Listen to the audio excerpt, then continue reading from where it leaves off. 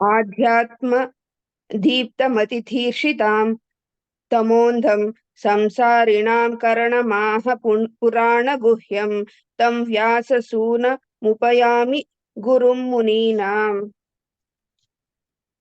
ಅನುವಾದ.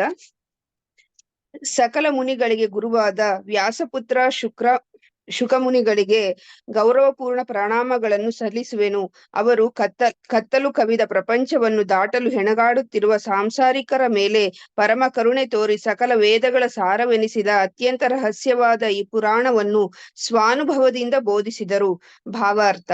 ಶ್ರೀ ಸೂತ ಮುನಿಗಳು ಈ ಸ್ತೋತ್ರದಲ್ಲಿ ಶ್ರೀಮದ್ ಭಾಗವತಕ್ಕೆ ಸಂಕ್ಷಿಪ್ತ ಅವತರಣಿಕೆಯನ್ನು ಒದಗಿಸಿದ್ದಾರೆ. ಶ್ರೀಮದ್ ಭಾಗವತವು ವೇದಾಂತ ಸೂತ್ರಗಳಿಗೆ ಸರಳವೂ ನೇರವೂ ಆದ ಪೂರಕ ವ್ಯಾಖ್ಯಾನ.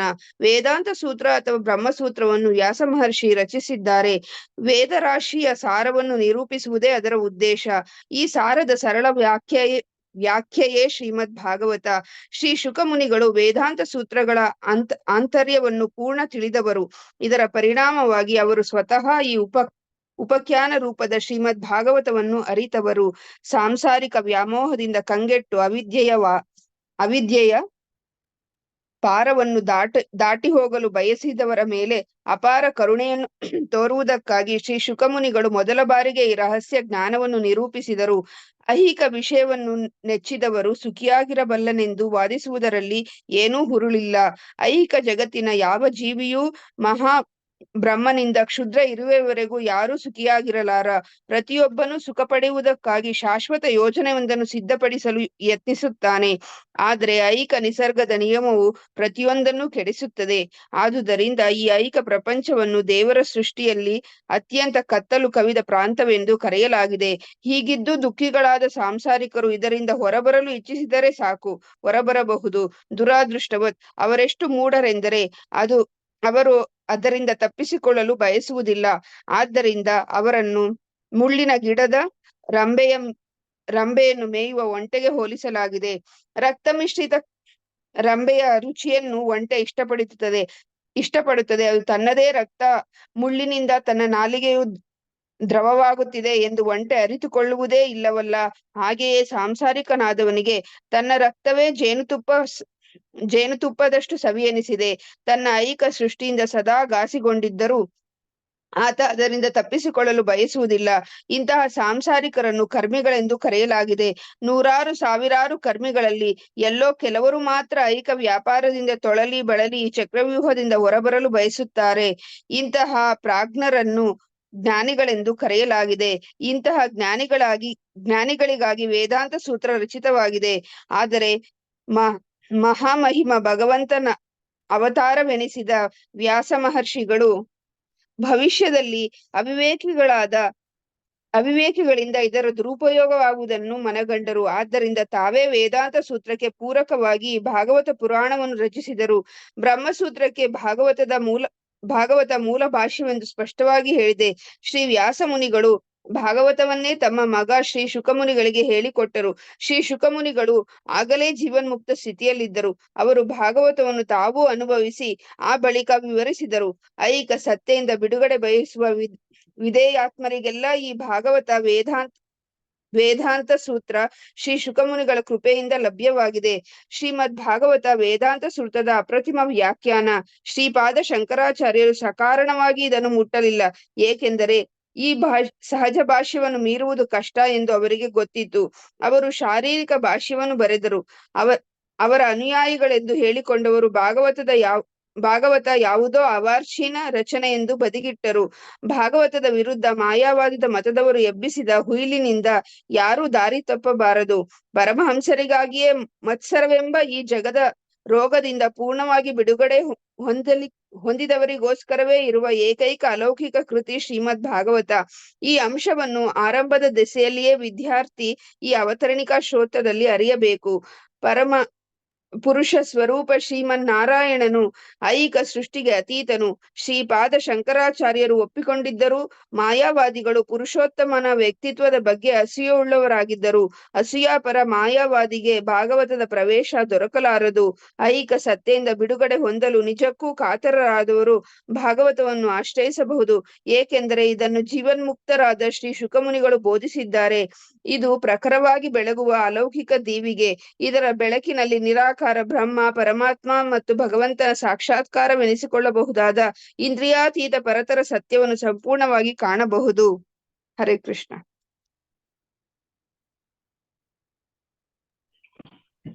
ಓಂ ಜ್ಞಾನತಿಮಿರಂಧಸ್ಯ ಜ್ಞಾನಾಂಜನಶಲಾಕಯಾ ಚಕ್ಷುರುನ್ಮೀಲಿತಂ ಯೇನ ತಸ್ಮೈ ಶ್ರೀ ಗುರವೇ ನಮಃ.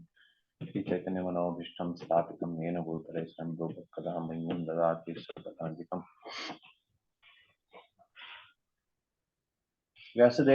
ವ್ಯಾಸದೇವರ ಶಿಷ್ಯರಾಗಿರುವಂತಹ ಶುಕದೇವ ಗೋಸ್ವಾಮಿಗಳು ಎಲ್ಲಕ್ಕಿಂತ ಶ್ರೇಷ್ಠ ಋಷಿಗಳು ಅಂತ ಇಲ್ಲಿ ಹೇಳಿ ಅವರಿಗೆ ಪ್ರಣಾಮವನ್ನು ಮಾಡಿ ಇದನ್ನ ಶುರು ಮಾಡ್ತಾ ಇದ್ದಾರೆ. ಈ ಭೌತಿಕ ಪ್ರಪಂಚದಲ್ಲಿ ಬಹಳಷ್ಟು ದುಃಖ ನೋವುಗಳನ್ನ ಸುಮಾರು ಜನರು ಅನುಭವಿಸ್ತಾ ಇದ್ದಾರೆ. ಅದೆಲ್ಲಾ ದುಃಖ ನೋವುಗಳಿಂದ ಪಾರ ಆಗ್ಬೇಕಂತ ಅನ್ನೋದಕ್ಕೆ ಶುಕದೇವ ಗೋಸ್ವಾಮಿಗಳು ತಮ್ಮ ಜೀವನವನ್ನು ಸಮರ್ಪಣೆ ಮಾಡ್ಬಿಟ್ಟು ಈ ಕೃಷ್ಣ ಭಕ್ತಿಯನ್ನು ಪ್ರಚಾರ ಮಾಡ್ಲಿಕ್ಕೆ. ಅದಕ್ಕೆ ಕೃಷ್ಣ ಭಾವನಾಮೃತ ಇದೇ ತರ ಇದೆ. ಜನ ಬಹಳಷ್ಟು ಭಕ್ತರು ಈ ಭಕ್ತಿ ಪ್ರಚಾರ ಸೇವೆಯಲ್ಲಿ ತೊಡಗುತ್ತಾ ಇರ್ತಾರೆ. ಈ ಒಂದು ಶ್ಲೋಕದಲ್ಲಿ ಇಡೀ ಭಾಗವತದ ಸಾರ ಇದೆ ಅಂತ ಪ್ರಭುಪಾದ ಹೇಳ್ತಾರೆ. ಅದ್ಯಾವ ತರ? ಯಾಕಂದ್ರೆ ಇಲ್ಲಿ ನಿಜವಾದ ವೇದಾಂತದ ಬಗ್ಗೆ ಪರಿಚಯ ಇದೆ. ವೇದಾಂತ ಅಂದ್ರೆ ವೇದಗಳ ಅಂತ. ವೇದಗಳ ಅಂತ ಅಂದ್ರೆ ಏನು? ವೇದದ ಕೊನೆ ಅಧ್ಯಾಯಗಳಲ್ಲಿ ಬರ್ದಿರೋದಕ್ಕೆ ವೇದಾಂತ ಅಂತಾರ? ಅಲ್ಲ, ಆತರ ಅಲ್ಲ. ನೀವು ವೇದಗಳನ್ನ ಓದ್ತಾ ಹೋದ್ರೆ ಅದ್ರ ಕೊನೆ ಅಧ್ಯಾಯದಲ್ಲಿ ಇದು ಬರ್ದಿರ್ಲಿಕ್ಕಿಲ್ಲ. ಆದ್ರೆ ವೇದಗಳ ಸಾರಾಂಶ ಏನಿದೆ ಅದು ವೇದಾಂತದಲ್ಲಿ ಪ್ರತಿಪಾದ್ಯ ಆಗಿದೆ. ಕೃಷ್ಣ ಭಗವದ್ಗೀತೆ 2ನೇ ಅಧ್ಯಾಯದಲ್ಲಿ ಹೇಳ್ತಾನೆ, ಯಾವನ್ ಅರ್ಥ ಉದಪಾನೆ ತಾವತ್ ಸಂಪ್ಲುತೋದಕ್ಕೆ. ಒಂದು ಸಣ್ಣ ಬಾವಿಯಿಂದ ನಿಮ್ಗೆ ನೀರು ಕುಡಿಲಿಕ್ಕಾಗುತ್ತೆ. ಅದೇ ನಿಮ್ಗೆ ದೊಡ್ಡ ನದಿ ಬಂದ್ಬಿಟ್ರೆ ಆ ನೀರಿನ ಸಮಸ್ಯೆ ಪರಿಹಾರ ಆಯ್ತು. ನೀವು ಕುಡಿಯೋ ನೀರಿನ ವ್ಯವಸ್ಥೆ ಆಗ್ಬಿಡುತ್ತೆ. ನಿಮ್ಗೆ ಅಷ್ಟೆಲ್ಲ 10,000 ಜನರಿಗೆ ವ್ಯವಸ್ಥೆ ಆಗುತ್ತೆ. ಮತ್ತೆ ಬೇರೆ ಏನಾದ್ರೂ ಕೆಲಸಗಳಿದ್ರೆ ಆ ಕೆಲಸಗಳು ಮಾಡ್ಬೋದು ನೀವು. ಆ ತರ ಇದ್ದಾಗ ಈಗ ವೇದದ ಉದ್ದೇಶ ಏನಿದೆ ಅದನ್ನ ಗೊತ್ತಾದ್ರೆ ವೇದಗಳಿಂದ ಬರುವಂತ ಎಲ್ಲಾ ಲಾಭಗಳು ಅದಾಗಿ ಬಂದ್ಬಿಡುತ್ತೆ ಅಂತ ಕೃಷ್ಣ ಅರ್ಜುನಿಗೆ ಹೇಳ್ತಾನೆ. ಅದಕ್ಕೆ ವೇದಗಳ ಉದ್ದೇಶ ಏನಿದೆ ಅದು ವೇದಾಂತದಲ್ಲಿದೆ. ಅದಕ್ಕೆ ನೀನು ವೇದದ ಪುಷ್ಪಿತ ವಾಚ, ಹೂವಂತೆ ಕಾಣಿರುವಂತ ಶಬ್ದಗಳಲ್ಲಿ ಸಿಕ್ಕಾಕೊಳ್ದೇನೆ ವೇದಾಂತ ಕಡೆ ಹೋಗ್ಬೇಕು ಅಂತ. ಈಗ ವೇದದಲ್ಲಿ ಧರ್ಮ, ಅರ್ಥ, ಕಾಮ ಇದ್ರ ಬಗ್ಗೆ ಪ್ರತಿಪಾದನೆ ಇದೆ. ಯಾಕಂದ್ರೆ ವೇದ ಅಂದ್ರೆ ಜ್ಞಾನ, ಅದರಲ್ಲಿ ಸಂಪೂರ್ಣ ಜ್ಞಾನ ಇರ್ಬೇಕು. ಆ ಸಂಪೂರ್ಣ ಜ್ಞಾನದಲ್ಲಿ ಧರ್ಮ ಪಾಲನೆ ಹೇಗೆ ಮಾಡ್ಬೇಕು, ಅರ್ಥ ಸಂಗ್ರಹ ಹೇಗ್ ಮಾಡ್ಬೇಕು, ಆ ಬಂದಿರೋ ಅರ್ಥದಿಂದ ನಮ್ಮ ಕಾಮಪೂರ್ತಿ ಹೇಗೆ ಆಗುತ್ತೆ, ಯಾವ ದೇವತೆಗಳ ಆರಾಧನೆ ಮಾಡೋದ್ರಿಂದ ಏನು ಲಾಭ ಸಿಗುತ್ತೆ, ಭೌತಿಕ ಲಾಭ, ಇದೆಲ್ಲ ವೇದಗಳಲ್ಲಿದೆ. ಆದ್ರೆ ಒಬ್ಬ ವೇದಾಂತಿ ಯಾವಾಗ ವೇದಾಧ್ಯಯನ ಮಾಡ್ತಾನೆ ಅವನು ಈ ಭಾಗದಲ್ಲಿ ಸಿಕ್ಕಾಕೊಳ್ಳಲ್ಲ. ಇದನ್ನೆಲ್ಲ ನಾವು ಮುಂಚೆ ಚರ್ಚೆ ಮಾಡಿದ್ವಿ. ವೇದದ್ದು ಮನುಷ್ಯ ಸಮಾಜಕ್ಕೆ ಅವಶ್ಯಕತೆ ಇದೆ, ವೇದಾಂತ ಸೂತ್ರಗಳದ್ದು ಅವಶ್ಯಕತೆ ಇದೆ. ಆದ್ರೆ ಒಬ್ಬ ವೇದಾಂತಿ ಯಾವಾಗ ವೇದಗಳನ್ನ ಓದ್ತಾನೆ ಅವನು ಈ ಭಾಗಗಳಲ್ಲಿ ಸಿಕ್ಕಾಕೊಳ್ಳಲ್ಲ. ಅಲ್ಲೂ ಕೂಡ ಭಗವಂತನ ಬಗ್ಗೆ ಪ್ರತಿಪಾದನೆ ಇದೆ ಅಂತ ಅರ್ಥ ಮಾಡ್ಕೊಳ್ತಾನೆ. ಆ ತರ ವ್ಯಕ್ತಿಗೆ ನಿಜವಾಗಿ ವೇದಗಳಿಂದ ಲಾಭ ಸಿಗುತ್ತೆ.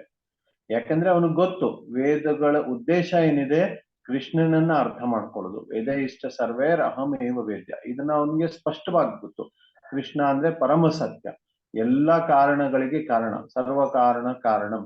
ಎಲ್ಲಾ ಏನೇನ್ ಪ್ರಪಂಚದಲ್ಲಿ ಇದಾವೆ ಅವೆಲ್ಲ ವಸ್ತುಗಳಿಗೆ ಕೃಷ್ಣನೇ ಕಾರಣ ಇದ್ದಾನೆ ಅಂತ ಆ ವ್ಯಕ್ತಿಗೆ ಗೊತ್ತು. ಅದಕ್ಕೆ ಅವರು ಸರಿಯಾಗಿ ವೇದಗಳನ್ನ ಅಧ್ಯಯನ ಮಾಡ್ತಾರೆ. ಇದು ವೇದದ ಬ್ರಾಹ್ಮಣ ಅರಣ್ಯಕ ಭಾಗಗಳೇನಿದಾವೆ, ಬ್ರಾಹ್ಮಣ ಅರಣ್ಯಕ ಉಪನಿಷದದಲ್ಲಿ ತುಂಬಾ ಸ್ಪಷ್ಟವಾಗಿ ಹೇಳ್ಬಿಟ್ಟಿದ್ದಾರೆ ಏನಂತೆ ಅಧ್ಯಾತ್ಮದ ಕಡೆ ಹೋಗ್ಬೇಕು ಅಂತ. ಆದ್ರೆ ಬ್ರಾಹ್ಮಣ ಆರಣ್ಯಕದಲ್ಲಿ ಗೂಢ ಅರ್ಥ ಇರುತ್ತೆ, ನೇರವಾಗಿ ಹೇಳಲ್ಲ. ಅದನ್ನ ಪುಷ್ಪಿತ ವಾಚ ಅಂತ, ಹೂವಿನ ತರ ಮಾತುಗಳು. ಈಗ ತಾಯಿ ಮಗು ಮಾತ್ರೆ ತಗೊಳಲ್ಲ ಅಂತ ಹೇಳ್ತಾರೆ, ಅದಕ್ಕೆ ಮಾತ್ರೆ ತಗೊಳ್ಬೇಡ ಪುಟ, ಜೇನುತುಪ್ಪ ತಗೋ ಅಂತ ಹೇಳ್ತಾರೆ. ಆ ಜೇನುತುಪ್ಪಲ್ಲಿ ಮಾತ್ರೆ ಬೆರಕೆ ಮಾಡಿ ಕೊಡ್ತಾರೆ. ಅದರಿಂದ ಹೇಗಾದ್ರೂ ಮಾಡಿ ಹೊಟ್ಟೆಯಲ್ಲಿ ಹೋಗ್ಲಿ, ರೋಗ ಸರಿಯಾಗ್ಲಿ ಅಂತ. ಆ ತರ ಈಗ ಹಠಮಾರಿ ಮಕ್ಳು ಇರ್ತಾರೆ, ಅವ್ರಿಗೆ ಆತ್ಮ ಸಾಕ್ಷಾತ್ಕಾರ ಮಾಡೋದು ಬೇಡ ಆಗಿರುತ್ತೆ. ಅದಕ್ಕೆ ವೇದ ತಾಯಿ ರೂಪದಲ್ಲಿ ಬಂದು ಆ ತರ ಜೇನುತುಪ್ಪ ಕೊಡ್ತಾಳೆ. ಏನಂತೆ, ಹೌದಪ್ಪ ನೀನು ಕರ್ಮಕಾಂಡ ಮಾಡ್ಬೋದು, ನಿನಗೆ ಅಲಂಕೃತ ಸೋಮರಸ ಸಿಗುತ್ತೆ, ಆ ಸೋಮರಸವನ್ನು ಕುಡಿದು ಸ್ವರ್ಗಲೋಕದಲ್ಲಿ ಸುಖ ಮಾಡ್ಬೋದು. ಈ ತರದಿಂದ ಅದೇನ್ ಮಾಡುತ್ತೆ ಅಂದ್ರೆ ಪುಷ್ಪಿತಾ ವಾಚ, ಸಿಹಿ ಮಾತು ಹೇಳಿ ಹೇಗಾದ್ರೂ ಮಾಡಿ ವೇದಶಾಸ್ತ್ರದ ಕಡೆ ಎಳ್ಕೊಳ್ಳುತ್ತೆ. ಯಾವುದೇ ಒಂದು ಜನ್ಮದಲ್ಲಿ ಒಂದಿನ ಅವರು ಹೋಗ್ತಾರೆ ಅನ್ನೋ ಒಂದು ವಿಶ್ವಾಸದಿಂದ, ಅಧ್ಯಾತ್ಮದ ಕಡೆ ಹೋಗ್ತಾರೆ ಅನ್ನೋ ಒಂದು ವಿಶ್ವಾಸದಿಂದ. ಅದಕ್ಕೆ ಇದೆಲ್ಲ ಇದರಲ್ಲಿ ಗೂಢ ಅರ್ಥ ಇದೆ. ನೇರವಾಗಿ ಅರ್ಥ ನೋಡಿದ್ರೆ ನಿಮ್ಗೆ ಕರ್ಮಕಾಂಡ ಸಿಗುತ್ತೆ, ನಿಮಗೆ ಈ ಜಗತ್ತಿನಲ್ಲಿ ಹೇಗೆ ಸುಖವಾಗಿರ್ಬೇಕು ಅನ್ನೋ ಗೂಢಾರ್ಥ ಇರೋ ಕಾರಣದಿಂದ ವೇದವ್ಯಾಸರು ಏನ್ ಮಾಡಿದ್ರು, ಇದೆಲ್ಲ ಸರಿ ಬರಲ್ಲ, ನಾವು ಯಾರು ನೇರವಾಗಿ ವೇದಾಂತಿಗಳಿದ್ದಾರೆ ಅವ್ರಿಗೆ ಮಾರ್ಗದರ್ಶನ ಕೊಡ್ಬೇಕು ಅನ್ನೋ ಉದ್ದೇಶದಿಂದ ಸೂತ್ರ ರೂಪದಲ್ಲಿ ವೇದಾಂತ ಸೂತ್ರ ಅಂತ ಫಾರ್ಮುಲಾ, ಇಂಗ್ಲಿಷ್ ಅಲ್ಲಿ ಫಾರ್ಮುಲಾ ಅಂತಾರೆ, ಥಿಯರಮ್, ಪೈಥಾಗರಸ್ ಥಿಯರಮ್ ಅವೆಲ್ಲ. ಆತರ ಸೂತ್ರ ರೂಪದಲ್ಲಿ ವೇದವ್ಯಾಸರು ಈ ವೇದಾಂತದ ರಹಸ್ಯವನ್ನು ಕೊಟ್ಟಿದ್ದಾರೆ. ಆದ್ರೆ ಈ ಸೂತ್ರಗಳು ಬಹಳ ಕಷ್ಟ, ಬಹಳ ಕ್ಲಿಷ್ಟಕರವಾದದ್ದು. ಅದು ಅರ್ಥ ಮಾಡ್ಕೊಳ್ಳೋದು ಸಾಮಾನ್ಯ ಜನರಿಗೆ ಸಾಧ್ಯ ಇಲ್ಲ. ಅದಕ್ಕೆ ಭಾಷ್ಯ ಬೇಕು. ಪುರಾತನ ಕಾಲದಲ್ಲಿ ಯಾವುದೇ ಏನೇ ಸೂತ್ರಗಳನ್ನ ಕೊಟ್ರೆ ಆ ಸೂತ್ರಗಳ ಮೇಲೆ ಭಾಷ್ಯ ಇದೆ. ಪಾಣಿನಿ ಮುನಿ ಕೊಟ್ಟಿರುವಂತ ಅಷ್ಟಾಧ್ಯಾಯಿ ಸೂತ್ರ ಇದೆ, ಅದಕ್ಕೆ ಭಾಷ್ಯಕಾರ ಪತಂಜಲಿ ಅವರು ಭಾಷ್ಯವನ್ನು ಬರೆದಿದ್ದಾರೆ. ಅದಕ್ಕೆ ಯಾವುದೇ ಸೂತ್ರಕ್ಕೆ ಭಾಷ್ಯ ಬೇಕೇ ಬೇಕು. ಅದಕ್ಕೆ ಈ ವೇದಾಂತ ಸೂತ್ರಗಳಿಗೆ ಭಾಷ್ಯ. ಅದಕ್ಕೆ ವೇದವ್ಯಾಸರು ಏನ್ ಮಾಡಿದ್ರು, ನಾರದ್ ಮುನಿಗಳ ಹತ್ರ ಉಪದೇಶಗಳನ್ನ ತಗೊಂಡು ನಾರದ್ ಮುನಿಗಳು ಹೇಳಿದ್ರು ಒಂದು ಭಾಷ್ಯ ಬರೀಬೇಕಪ್ಪ ವೇದಾಂತ ಸೂತ್ರಗಳಿಗೆ ಅಂತ, ಇಲ್ಲಾದ್ರೆ ಜನರು ವೇದಗಳಲ್ಲೇ ಸಿಕ್ಕಾಕೊಂಡ್ಬಿಡ್ತಾರಂತೆ. ಅದೇ ಹೇಳಿದ್ಮೇಲೆ ಅವರು ಭಾಗವತ ರಚನೆ ಏನ್ ಮಾಡಿದ್ರು. ಭಾಗವತ ಪುರಾಣ ಇದು ವೇದಾಂತ ಸೂತ್ರಗಳ ಪ್ರಾಕೃತಿಕ ಭಾಷ್ಯ. ಇದನ್ನ ಸ್ವತಃ ರಚನೆ ಮಾಡಿದ್ದು ವೇದವ್ಯಾಸರೇ. ವೇದವ್ಯಾಸರಿಗೆ 4 ಜನ ಮುಖ್ಯವಾಗಿ ಈ 5 ಶಿಷ್ಯಂದಿದ್ರು. ಜೈಮಿನಿ, ಸುಮಂತು, ಪೈಲ, ವೈಸಂಪಾಯನ ಮತ್ತೆ ಶುಕದೇವ ಗೋಸ್ವಾಮಿ. ಈ ತರ 5 ಶಿಷ್ಯಂದ್ರು ಇದ್ರು. ಅದರಲ್ಲಿ ಎಲ್ಲಕ್ಕಿಂತ ವಯಸ್ಸಲ್ಲಿ ಚಿಕ್ಕವರಂದ್ರೆ ಶುಕದೇವ ಗೋಸ್ವಾಮಿ. ಆದ್ರೂ ಎಲ್ಲಕ್ಕಿಂತ ಮಹಾಜ್ಞಾನಿಗಳು, ಯಾಕಂದ್ರೆ ಅವರಿಗೆ ಎಲ್ಲಾ ಶಾಸ್ತ್ರಗಳ ಸಾರ ಅರ್ಥ ಆಗಿದೆ. ಈ ಎಲ್ಲ ವೈದಿಕ ಜ್ಞಾನವನ್ನು ಈ ಶಿಷ್ಯಂದ್ರ ಮುಖಾಂತರ ವೇದವ್ಯಾಸರು ಸಮಾಜಕ್ಕೆ ಕೊಟ್ಟರು. ಈಗ ಈ ಸುಖದೇವ್ ಗೋಸ್ವಾಮಿ ಅವರು ಮೊದಲೇ ಸರ್ತಿ ಭಾಷ್ಯವನ್ನು, ವೇದಾಂತ ಸೂತ್ರ ಭಾಷ್ಯ ಆಗಿರುವಂತ ಭಾಗವತವನ್ನು ಅರ್ಥ ಮಾಡಿಕೊಂಡು ಅದನ್ನ ಪರೀಕ್ಷಿತ್ ಮಹಾರಾಜರಿಗೆ ಕೊಟ್ಟರು. ಸುದ್ ಗೋಸ್ವಾಮಿ ಅದನ್ನ ಮುಂದೆ ನೈಮಿಷಾರಣ್ಯದ ಋಷಿಗಳು ಕೊಟ್ಟರು. ಈ ತರ ಮನುಷ್ಯ ಸಮಾಜದಲ್ಲಿ ಈ ಭಾಷ್ಯ ನಡೀತಾ ಇತ್ತು. ಶಂಕರಾಚಾರ್ಯ ಬಂದಿರೋ ಸಮಯದಲ್ಲಿ ಏನಾಯ್ತಂದ್ರೆ ಬೇರೆ ಯಾವ ಭಾಷ್ಯಗಳು ಇದ್ದೋ ಇಲ್ಲೋ ಗೊತ್ತಿಲ್ಲ, ಅಷ್ಟು ಮಾಹಿತಿ ಇಲ್ಲ ಅದ್ರ ಬಗ್ಗೆ. ಆದ್ರೆ ಈ ಭಾಷ್ಯ ಏನಿದೆ, ಈ ಭಾಷ್ಯದಿಂದ ನಿರಾಕಾರವಾದ ಪ್ರಚಾರ ಮಾಡ್ಲಿಕ್ಕೆ ಆಗಲ್ಲ ಅಂತ ಅವ್ರಿಗೆ ಗೊತ್ತಾಯ್ತು. ಯಾಕಂದ್ರೆ ಇದು ನೇರವಾಗಿ ಭಗವಂತ ದೇವೋತ್ತಮ ಪರಮ ಪುರುಷ ಅಂತ ಸ್ಪಷ್ಟವಾಗಿ ಪ್ರತಿಪಾದನೆ ಮಾಡುತ್ತೆ. ಅದಕ್ಕೆ ನಿರಾಕಾರವಾದ ಪ್ರಚಾರ ಮಾಡ್ಲಿಕ್ಕೆ ಆಗಲ್ಲ ಅಂತ ಗೊತ್ತಾಯ್ತು. ಆವಾಗ ಏನಾಯ್ತಂದ್ರೆ ಅದಕ್ಕೋಸ್ಕರ ಅವರು ಒಂದು ಭಾಷ್ಯ ಬರಿಬೇಕಾಯ್ತು, ಶಾರೀರಿಕ ಭಾಷ್ಯ ಅಂತ. ಇದು ಕೃತಕವಾದ ಭಾಷ್ಯ, ಆರ್ಟಿಫಿಷಿಯಲ್ ಕಮೆಂಟ್. ವೇದವ್ಯಾಸರು ಕೊಟ್ಟಿರುವಂತದ್ದು ಪ್ರಾಕೃತಿಕ ಭಾಷ್ಯ, ಇದು ಕೃತಕ ಭಾಷ್ಯ ಶಂಕರಾಚಾರ್ಯ ಕೊಟ್ಟಿರುವಂತದ್ದು. ಅದಕ್ಕೆ ಶಾರೀರಿಕ ಭಾಷ್ಯ ಅಂತಾರೆ. ಆ ಶಾರೀರಿಕ ಭಾಷ್ಯ ಏನಿದೆ ಅದು ನಿರಾಕಾರವಾದ ಮತ್ತೆ ಜಗತ್ ಮಿಥ್ಯತ್ವವಾದ ಪ್ರತಿಪಾದನೆ ಮಾಡುತ್ತೆ. ಈ ಜಗತ್ತು ಸುಳ್ಳು, ಆಮೇಲೆ ಪರಬ್ರಹ್ಮ ಏನಿದೆ ಅದರಲ್ಲಿ ಆಕಾರ ಇಲ್ಲ, ನಿರಾಕಾರವಾಗಿದೆ, ಅದು ಒಂದೇ ಸತ್ಯ, ಬೇರೆ ಎಲ್ಲ ಸುಳ್ಳು ಅನ್ನುವಂತ ಅದನ್ನು ಪ್ರತಿಪಾದನೆ ಮಾಡುತ್ತೆ. ಇದು ಶಂಕರಾಚಾರ್ಯ ಬಹಳ ಶಕ್ತಿಶಾಲಿ ವ್ಯಕ್ತಿ. ಬರೀ 32 ವರ್ಷ ಬದುಕಿದ್ರು. ಆ 32 ವರ್ಷದಲ್ಲಿ ಇಡೀ ಭಾರತ ಭ್ರಮಣ ಮಾಡಿ ತಮ್ಮ ಶಾರೀರಿಕ ಭಾಷ್ಯವನ್ನು ಪ್ರಚಾರ ಮಾಡಿ ಎಷ್ಟೋ ಜನರಿಗೆ ಅನುಯಾಯಿಗಳನ್ನ ಮಾಡಿದ್ರು.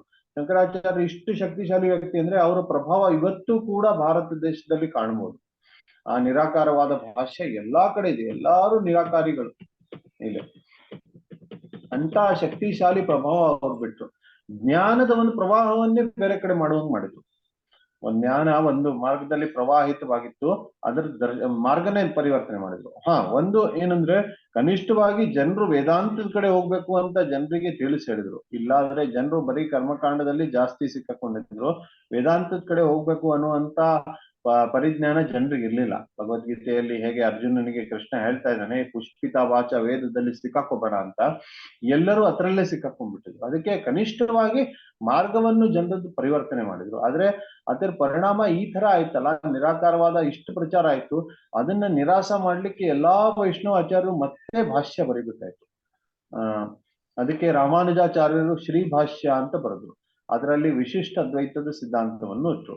ಶಂಕರಾಚಾರ್ಯದ್ದು ಅದ್ವೈತ ಸಿದ್ಧಾಂತ. ಅದ್ವೈತ ಸಿದ್ಧಾಂತ ಅಂದ್ರೆ ಅದ್ವೈತ, ದ್ವೈತ ಅನ್ನೋದು ಏನು ಇಲ್ಲೇ ಇಲ್ಲ, ಎಲ್ಲ ಒಂದೇ, ಎಲ್ಲ ಒಂದೇ, ಎಲ್ಲಾ ನಿರಾಕಾರ ಬ್ರಹ್ಮ. ಇವಾಗೇನ್ ಕಾಣ್ತಾ ಇದೆ, ನಾನ್ ಕಾಣ್ತಾ ಇದ್ದೀನಿ, ನೀವು ಕಾಣ್ತಾ ಇದ್ದೀರಾ, ಎಷ್ಟೋ ಜನ ಮೀಟಿಂಗ್ ಅಲ್ಲಿ ಜಾಯ್ನ್ ಆಗಿದ್ದಾರೆ. ಇವಾಗ ಮೊಬೈಲ್ ಫೋನ್ ಅಲ್ಲಿ ನಾವು ನೋಡ್ತಾ ಇದ್ದೀವಿ, ಇಲ್ಲಿ ಕೆಲವೊಂದು ಬುಕ್ಸ್ ಇದ್ದಾವೆ, ಇದೆಲ್ಲ ಭ್ರಮೆ, ಇದೆಲ್ಲ ಸುಳ್ಳು. ಹೇಗೆ ಸರ್ಪರಜ್ಜು ನ್ಯಾಯ, ಒಂದು ಹಗ್ಗ ನೋಡಿದ ತಕ್ಷಣ ಭಯ ಬಂದ್ಬಿಡುತ್ತೆ, ಅಯ್ಯೋ ಹಾವ ಇರ್ಬೋದೇನೋ ಅಂತ ಕತ್ಲಲ್ಲಿ. ಬೆಳಕಾದ್ಮೇಲೆ ಗೊತ್ತಾಗುತ್ತೆ ಅದ್ರಲ್ಲಿ ಬರೀ ಹಗ್ಗ ಅಂತ. ನಮ್ಮ ಅಜ್ಞಾನದಿಂದ ಆ ಹಗ್ಗದಲ್ಲಿ ಸರ್ಪವನ್ನು ನಾವು ಹಾಕಿದ್ದೀವಿ. ಅಜ್ಞಾನ ಯಾವಾಗ ದೂರ ಹೋಗುತ್ತೆ ಅವಾಗ ನಿಜವಾಗಿ ಹಗ್ಗ ಅಂತ ಗೊತ್ತಾಗುತ್ತೆ. ಆ ತರ ನಮ್ಮ ಅಜ್ಞಾನ ಮುಖಾಂತರ ದ್ವೈತವನ್ನು ಹಾಕಿದ್ದೀವಿ ಅಂತ ಶಂಕರಾಚಾರ್ಯ ಹೇಳ್ತಾರೆ. ಈ ವಿವಿಧತೆ ಏನಿದೆ ಇದೆಲ್ಲ ನಮ್ಮ ಅಜ್ಞಾನತ್ವ. ಯಾವಾಗ ಅಜ್ಞಾನ ನಾಶ ಆಗುತ್ತೆ ಅವಾಗ ಪರಬ್ರಹ್ಮ ಒಂದೇ ಅಂತ ಗೊತ್ತಾಗುತ್ತೆ ಅಂತ. ಈ ತರ ಭಾಷ್ಯಕ್ಕೆ ಅದ್ವೈತ ಸಿದ್ಧಾಂತ ಅಂತಂತಾರೆ. ಅದಕ್ಕೆ ಇದನ್ನ ನಿರಾಸ ಮಾಡ್ಲಿಕ್ಕೆ ರಾಮಾನುಜಾಚಾರ್ಯರು ವಿಶಿಷ್ಟ ದ್ವೈತ ಅಂತ ಸಿದ್ಧಾಂತವನ್ನು ಪ್ರತಿಪಾದನೆ ಮಾಡಿದರು. ವಿಶಿಷ್ಟ ಅದ್ವೈತ ಸಿದ್ಧಾಂತದಲ್ಲಿ ಅವರು ಬರೀ ಪ್ರಪಂಚದಲ್ಲಿ ದ್ವೈತ ಇದೆ ಅಂತ ಹೇಳಿದ್ರು. ಈ ಪ್ರಪಂಚದಲ್ಲಿ ದ್ವೈತ ಇದೆ, ವೈವಿಧ್ಯತೆ ಇದೆ, ಈ ಪ್ರಪಂಚ ಮೀರಿ ಮುಂದೇನಿದೆ ಅಲ್ಲಿ ಪರಬ್ರಹ್ಮ ಇದ್ದಾರೆ, ಅದ್ರ ಬಗ್ಗೆ ಅಷ್ಟು ಮಾಹಿತಿ ಕೊಡ್ಲಿಲ್ಲ. ಅದನ್ನ ಸಂಕ್ಷಿಪ್ತವಾಗಿ ಹೇಳಿದ್ರು. ಮುಖ್ಯವಾಗಿ ಈ ಪ್ರಪಂಚದಲ್ಲಾದ್ರೂ ಕೂಡ ವೈವಿಧ್ಯತೆಯನ್ನು ಸ್ವೀಕಾರ ಮಾಡಿ ಅನ್ನೋದು ಒಂದು ಉದ್ದೇಶದಿಂದ ಅವರು ಶ್ರೀ ಭಾಷ್ಯವನ್ನು ಬರೆದ್ರು. ಇದಾದ್ಮೇಲೆ ಮಧ್ವಾಚಾರ್ಯರು 2 ಭಾಷ್ಯಗಳನ್ನ ಬರೆದ್ರು ವೇದಾಂತ ಸೂತ್ರದ ಮೇಲೆ. ಒಂದು ಭಾಷ್ಯ, ಇನ್ನೊಂದು ಅವ್ರ 2ನೇ ಭಾಷ್ಯಕ್ಕೆ ಅಣುವ್ಯಾಖ್ಯಾನ ಅಂತ ಹೆಸರು. ಅವರು ಆ ಮಧ್ವಾಚಾರ್ಯ ಭಾಷ್ಯಗಳು ತುಂಬಾ ಕ್ಲಿಷ್ಟಕರವಾದದ್ದು, ಸರಳವಾದದ್ದಲ್ಲ. ಬಹಳ ಆಗಿನ ಕಾಲದಲ್ಲಿ ಬಹಳ ಕಡಿಮೆ ಜನರಿಗೆ ಅರ್ಥ ಆಗ್ತಾ ಇತ್ತು. ಅವ್ರ ಶಿಷ್ಯನಲ್ಲೂ ಕೂಡ ಬಹಳ ಕಡಿಮೆ ಜನರಿಗೆ. ಅದಕ್ಕೆ ಸಾಮಾನ್ಯ ಜನರಿಗೆ ಅದು ಸರಳವಾಗಿ ಅರ್ಥ ಆಗ್ಲಿ ಅನ್ನೋ ಕಾರಣಕ್ಕೆ ಜಯತೀರ್ಥರು ನ್ಯಾಯಸುಧಾ ಅಂತ ಬರೆದ್ರು. ನ್ಯಾಯಸುಧಾ ಅಂತ ಬರೆದು ಇದನ್ನ ಸರಳ ಭಾಷೆಯಲ್ಲಿ ಅರ್ಥ ಮಾಡ್ಕೊಳ್ಳೋ ತರ ಮಾಡಿದ್ರು. ಅದಕ್ಕೆ ಅವರಿಗೆ ಟೀಕಾಕೃತ್ಪಾದ, ಟೀಕಾಚಾರ್ಯ ಅಂತ ಹೆಸರು. ಯಾಕಂದ್ರೆ ಅವರು ಟೀಕೆಯನ್ನು ಬರೆದ್ರು ಈ ಭಾಷ್ಯಕ್ಕೆ, ಅಣುವ್ಯಾಖ್ಯಾನ ಅನ್ನೋ ಭಾಷ್ಯಕ್ಕೆ.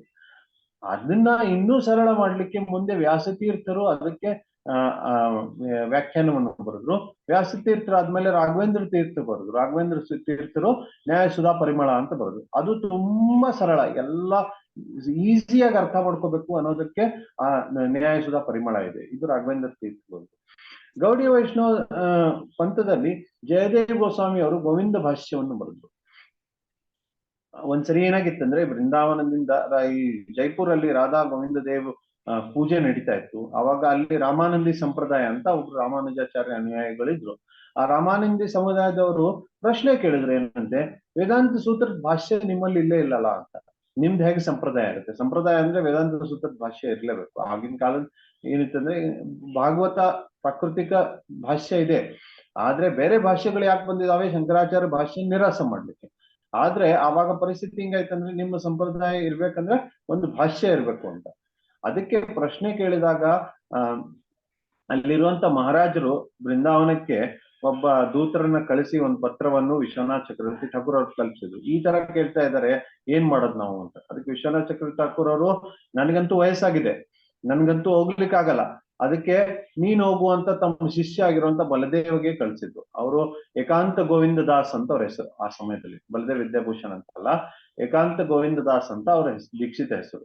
ಅವ್ರಿಗೆ ಹೇಳಿದ್ರು, ಏಕಾಂತ ನೀನು ಹೋಗ್ಬೇಕಪ್ಪ ಅಂತ, ನೀನು ಹೋಗಿ ಈ ಸಮಸ್ಯೆಯನ್ನು ಪರಿಹಾರ ಮಾಡೋದು. ಅದಕ್ಕೆ ಏಕಾಂತ ಗೋವಿಂದ ದಾಸ್ ಅವರು ಅಲ್ಲಿ ಜೈಪುರ್ಗೆ ಹೋಗಿ ರಾಧಾ ಗೋವಿಂದನ್ ಮುಂದೆ ಪ್ರಾರ್ಥನೆ ಮಾಡ್ತಾರೆ, ಭಗವಂತ ನೀನೇ ದಾರಿ ತೋರಿಸ್ಬೇಕು ಅಂತ, ಏನ್ ಮಾಡ್ಬೇಕು ಇನ್ನು ಅಂತ. ಅದಕ್ಕೆ ಒಂದು ರಾತ್ರಿಯಲ್ಲಿ ಸ್ವತಃ ಗೋವಿಂದನೇ, ರಾಧಾ ಗೋವಿಂದ ಏನಿರ್ತಾರಲ್ಲ, ಸ್ವತಃ ಭಗವಂತನೇ ಭಾಷ್ಯವನ್ನು ಹೇಳಿದ್ರು. ಅದನ್ನ ಇವರು ಏಕಾಂತ ಗೋವಿಂದ ದಾಸ್ ಅವರು ಬರೆದ್ರು. ಗೋವಿಂದ ಹೇಳಿದ್ದನ್ನ ಬರೆದ್ರು. ಆ ಗೋವಿಂದ ಹೇಳಿದ್ದನ್ನ ಬರೆದು ಮರುದಿನ ಬೆಳಿಗ್ಗೆ ಅದನ್ನ ಸಭೆಯಲ್ಲಿ ಇಟ್ರು. ಹೌದು, ನಮ್ದು ಒಂದು ಭಾಷ್ಯ ಇದೆ, ಅದಕ್ಕೆ ಈ ಗೋವಿಂದ ಭಾಷ್ಯ ಅಂತ ಹೆಸರು ಅಂತ. ಅವ್ರು ಎಷ್ಟು ಬುದ್ಧಿವಂತರು ಅಂದ್ರೆ ಬಲ್ದೇವ್ ವಿದ್ಯಾಭೂಷಣ್ ಅವರು ಒಂದ್ ರಾತ್ರಿ ಬರೀ ಗೋವಿಂದ ಹೇಳಿದ್ ಬರ್ಕೊಂಡಿದ್ದು ಪೂರ್ತಿ ಎಲ್ಲ ವ್ಯಾಖ್ಯಾನ ಅರ್ಥ ಆಯ್ತು.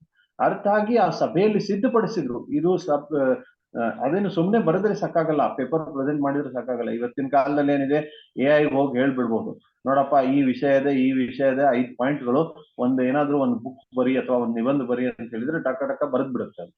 ಆದ್ರೆ ಆ ತರ ಅಲ್ಲ, ಆಗಿನ ಕಾಲದಲ್ಲಿ ಅದನ್ನ ಓದ್ಬೇಕು, ಅರ್ಥ ಮಾಡ್ಕೋಬೇಕು. ಒಂದು ಸಭೆಯಲ್ಲಿ 50 ಪ್ರಶ್ನೆಗಳು ಕೇಳ್ತಾರೆ ವಿದ್ವಾಂಸರು, ತುಂಬಾ ದೊಡ್ಡ ವಿದ್ವಾಂಸರು ಇರ್ತಾರೆ, 50 ಪ್ರಶ್ನೆಗಳು ಕೇಳ್ತಾರೆ. ಆ ಸಭೆಯಲ್ಲಿ ಸಿದ್ಧಪಡಿಸ್ಬೇಕು. ಅದನ್ನೆಲ್ಲ ಮಾಡಿದ್ರು ಇವರು. ಆ ಕಾರಣಕ್ಕೆ ಅವರಿಗೆ ವಿದ್ಯಾಭೂಷಣ ಅನ್ನುವಂತ ಉಪಾಧಿ ಸಿಕ್ತು ಅವ್ರಿಗೆ. ಆ ಸಮಯದಲ್ಲಿ ವಿದ್ಯಾಭೂಷಣ ಅನ್ನೋ ಉಪಾಧಿ ಸಿಕ್ಕಿರೋ ಕಾರಣದಿಂದ ಅವ್ರಿಗೆ ಬಲದೇವ ವಿದ್ಯಾಭೂಷಣ ಅಂತ ಹೆಸರು. ಇದು ಗೋವಿಂದ ಭಾಷ್ಯದ್ದು. ಇದು ನಮ್ಮ ಗೌಡಿಯ ವೈಷ್ಣವರಲ್ಲಿ ಇರುವಂತ ವೇದಾಂತ ಸೂತ್ರದ ವ್ಯಾಖ್ಯಾನ ಗೋವಿಂದ ಭಾಷ್ಯ. ಈಗ ವೇದಾಂತದ್ದೇ ಒಂದು ಭಾಷೆ ಇರುತ್ತೆ, ಅದು ಒಂದು ಅದೊಂದು ಹೇಳೋ ಶೈಲಿ ಇರುತ್ತೆ, ಪದ್ಧತಿ ಇರುತ್ತೆ. ವೇದಾಂತದ ಉದ್ದೇಶ ಏನಂದ್ರೆ ಈ ಭೌತಿಕ ಪ್ರಪಂಚ ದುಃಖಮಯ ಆಗಿದೆ ಅಂತ ಪ್ರತಿಪಾದನೆ ಮಾಡ್ಬೇಕು. ಅದು ವೇದಾಂತದ ಉದ್ದೇಶ. ಭಗವದ್ಗೀತೆಯಲ್ಲೂ ಕೃಷ್ಣ ಮಾತಾಡಿರೋದು ವೇದಾಂತನೇ. ಅದಕ್ಕೆ ಅವರು ಈ ಭೌತಿಕ ಜಗತ್ತು ದುಃಖಾಲಯ ಇದೆ, ಮಾಮೇಪೇತ್ಯ ಪುನರ್ಜನ್ಮ ದುಃಖಾಲಯಂ ಅಶಾಶ್ವತಂ ಅಂತ. ಇದು ಅಶಾಶ್ವತವಾದದ್ದು, ಇದು ದುಃಖಾಲಯದ್ದು, ಇಲ್ಲೇ ಇರಬಾರ್ದು, ಭಗವಂತನ ಧಾಮಕ್ಕೆ ಹೋಗ್ಬೇಕು ಅಂತ ಇಲ್ಲೇ ಸ್ಪಷ್ಟವಾಗಿ ಹೇಳ್ತಾರೆ. ವೇದಾಂತದ ಉದ್ದೇಶನೇ ಅದು. ಆದ್ರೆ ಯಾರಿಗೆ ಈ ಜ್ಞಾನ ಇಲ್ಲ, ಆ ಜನ ಅನ್ಕೊಳ್ತಾರೆ, ಈ ವೇದಾಂತ ಜ್ಞಾನ ಇಲ್ಲದೇ ಇರುವಂತ ಜನ ಏನ್ ಅನ್ಕೊಳ್ತಾರೆ, ಈ ಜಗತ್ತು ಬಹಳ ಸುಖಕರವಾದದ್ದು, ಇಲ್ಲಿ ಬಹಳಷ್ಟು ಸುಖ ಇದೆ ಅಂತ. ಹೇಗೆ ಒಂಟೆ, ಪ್ರಭುಪಾದರು ಇಲ್ಲಿ ಉದಾಹರಣೆ ಕೊಡ್ತಾರೆ. ಒಂಟೆ ಅಲ್ಲೇ ಬಂಜರ ಭೂಮಿಯಲ್ಲಿ ಅಲ್ಲಿ ಇಲ್ಲಿ ಅಗಿತಾ ಇರುತ್ತೆ, ತಿಂತಾ ಇರುತ್ತೆ. ಅಲ್ಲಿ ಮುಳ್ಳು ಇರುವಂತ ಗಿಡಗಳು ಸಿಗ್ತಾವೆ ಸಾಮಾನ್ಯವಾಗಿ. ಆ ಮುಳ್ಳು ಇರುವಂತ ಗಿಡಗಳನ್ನ ತಿಂತದೆ. ತಿಂತ ನಾಲ್ಗೆಯಲ್ಲಿ ತೂತಾಗಿ ಅಲ್ಲಿಂದ ರಕ್ತ ಬರುತ್ತೆ. ಆ ರಕ್ತ ಈ ಸೊಪ್ಪಿನ ಜೊತೆಗೆ ಬೆರಕೆ ಆದ್ಮೇಲೆ ಒಂಥರ ಉಪ್ಪು ಬೆರೆಸಿದಂಗಾಗುತ್ತೆ. ಆ ಉಪ್ಪು ಬೆರೆಸಿದಂಗ ಆಗಿರೋ ಕಾರಣದಿಂದ ಅದಕ್ಕೆ ತುಂಬಾ ಆನಂದ ಅನ್ಸುತ್ತೆ, ಓ ಬಹಳ ರುಚಿಯಾಗಿದೆ ಅಂತ ಅನ್ಸುತ್ತೆ. ಆದ್ರೆ ತಿಂದಾದ್ಮೇಲೆ ರಕ್ತ ಏನ್ ಬಂದಿರುತ್ತೆ ಅಲ್ಲಿ ಗಾಯ ಆಗಿ ಬರೀ ನೋವು ಆಗುತ್ತೆ. ಇದು ಒಂಟೆ ಸಮಸ್ಯೆ. ಇಂದ್ರಿಯ ಭೋಗದಲ್ಲಿ ತೊಡಗಿ ಅಜ್ಞಾನವಶ ಗೊತ್ತಾಗ್ತಾ ಇಲ್ಲ, ಅದೇ ಏನ್ ಸುಖ ಅನುಭವಿಸ್ತಾ ಇದೆ, ಸ್ವಲ್ಪ ಹೊತ್ತಾದ್ಮೇಲೆ ಆ ಸುಖ ಅದಕ್ಕೆ ದುಃಖ ಕೊಡುತ್ತೆ, ನೋವು ಕೊಡುತ್ತೆ ಅಂತ ಗೊತ್ತಾಗ್ತಾ ಇಲ್ಲ ಅದಕ್ಕೆ. ಅದಕ್ಕೆ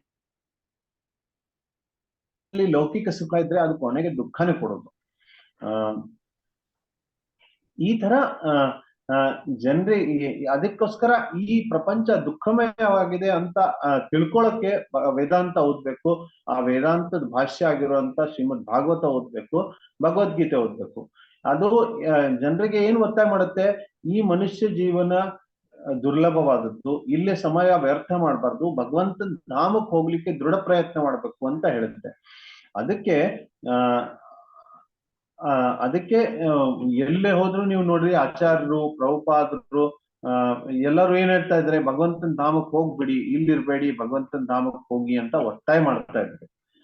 ಅದರ ತಾತ್ಪರ್ಯ ಏನು, ನಾವು ಈ ಜಗತ್ತಿನಲ್ಲಿ ಸಿಕ್ಕಾಕೊಳ್ಳುವಂತ ಯಾವುದೇ ಕೆಲಸ ಮಾಡಬಾರ್ದು. ಭರತ್ ಮಹಾರಾಜರು ಸಿಕ್ಕಾಕೊಳ್ಳಕ್ಕೆ ಏನ್ ಮಾಡಿದ್ರು, ಜಿಂಕೆ ಪ್ರತಿ ಆಸಕ್ತಿ. ಅವರು ತಮ್ಮ ಪರಿವಾರವನ್ನು ಬಿಟ್ರು, ವೈರಾಗ್ಯವನ್ನು ಹೊಂದಿದ್ರು, ಭಗವಂತನ ಸೇವೆ ಮಾಡ್ತಾ ಇದ್ರು ಏಕಾಂತದಲ್ಲಿ, ಕಾಡಿನಲ್ಲಿ. ಆದ್ರೆ ಒಂದು ಜಿಂಕೆ ಮೇಲೆ ಬಂದಿರುವಂತ ಆಸಕ್ತಿಯಿಂದ ಏನಾಯ್ತು, ಪುನರ್ಜನ್ಮ ತಗೊಳ್ಬೇಕಾಯ್ತು, 2 ಜನ್ಮ ತಗೊಳ್ಬೇಕಾಯ್ತು.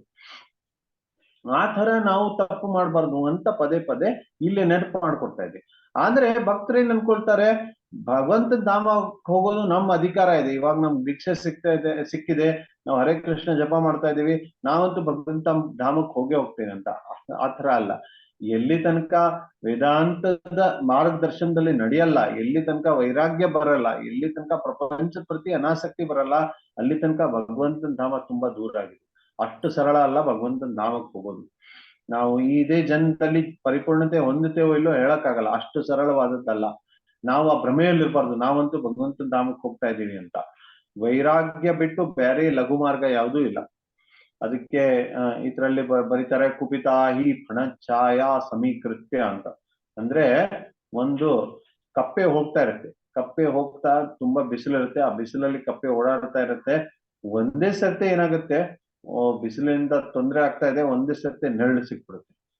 ನೆರಳು ಸಿಕ್ತಪ್ಪ, ಇನ್ನೇನ್ ಚಿಂತೆ ಇಲ್ಲ ಅನ್ನುವಂತ ಭಾವನೆಯಲ್ಲಿ ಸುಖದಲ್ಲಿರುತ್ತೆ.